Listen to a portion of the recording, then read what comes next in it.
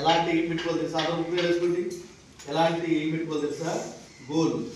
మేము అందరం కూడా పిహెచ్డి దాకా చదవాలనుకోవాలి. ఏమనుకోవాలి? పిహెచ్డి అంటే డాక్టర్ ఆఫ్ ఫిలాసఫీ అంటాము. అంటే ఏంటంటే ఏవైనా లేని దాన్ని కనిపెట్టడం.